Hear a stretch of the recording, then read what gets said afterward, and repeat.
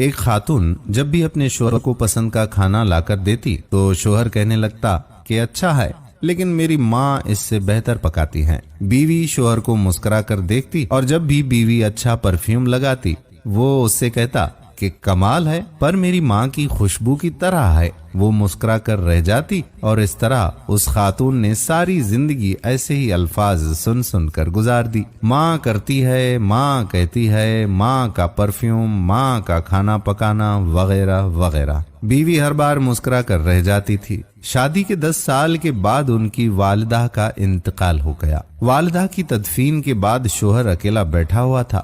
اس کی بیوی اس کی آزمائش میں اسے تسلی دینے گئی تو اس نے اس سے کہا کہ اب تمہارا کھانا پکانا میری ماں کے جیسا ہو گیا ہے اور تمہاری باتیں میری ماں کی طرح ہیں اور تمہاری ہنسی اور تمہاری خوشی بھی میری ماں کی جیسی ہو گئی ہے۔ بیوی مسکرا کر بولی کہ وہ کیسے؟ شوہر نے کہا کہ میں نے تم سے 27 سال کی عمر میں شادی کی تھی اور ہماری شادی کو 10 سال ہو چکے ہیں اور اب تم میری ماں جیسی سوچ رکھنے لگی ہو۔ بیوی کہنے لگی کہ صاحب آپ ریاضی کے پروفیسر ہیں، پھر بھی آپ کا حساب غلط۔ شوہر نے کہا کہ وہ کیسے؟ بیوی کہنے لگی کہ میں جب تک زندہ ہوں آپ کی ماں کے برابر نہیں بن سکتی۔ ان کے 53 سال میرے 10 سال کے برابر نہیں ہو سکتے، اور جس کے قدموں کے نیچے جنت ہو میں ان کے برابر بھلا کیسے ہو سکتی ہوں؟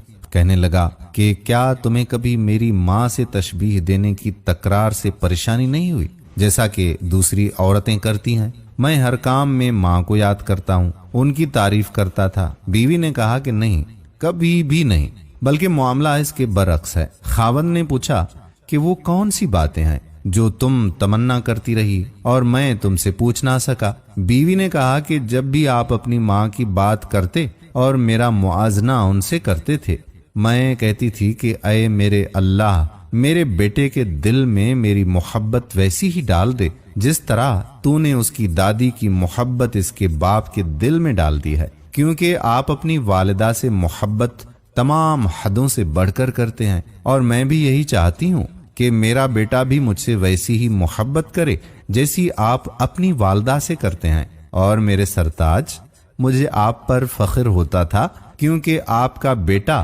آپ پر جائے گا۔ اے میرے اللہ، ہمیں والدین کی رضا حاصل کرنے والوں میں شامل فرما دے، آمین ثم آمین۔ دوستو، اگر آج کی بہو یہ بات اور یہ گر سیکھ لے تو بڑھاپے میں پرسکون رہے گی۔ آج کسی کے بیٹے پر قبضہ جمانے کی کوشش کل اپنے بیٹے کو ہاتھوں سے نکال دیں گی، کیونکہ دنیا مکافات عمل ہی تو ہے۔ اللہ تعالیٰ آپ تمام پر اپنا رحم فرمائے اور آپ کے والدین پر خصوصی کرم فرمائے۔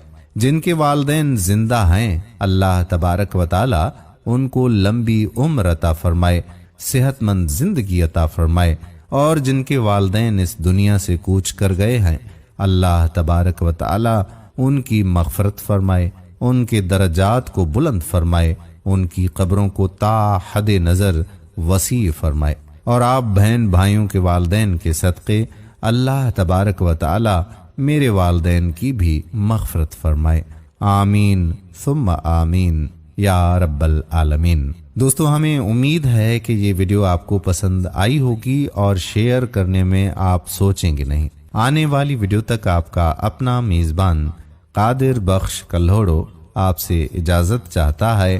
اپنی خصوصی دعاؤں میں مجھے بھی یاد رکھیے گا۔ اللہ حافظ۔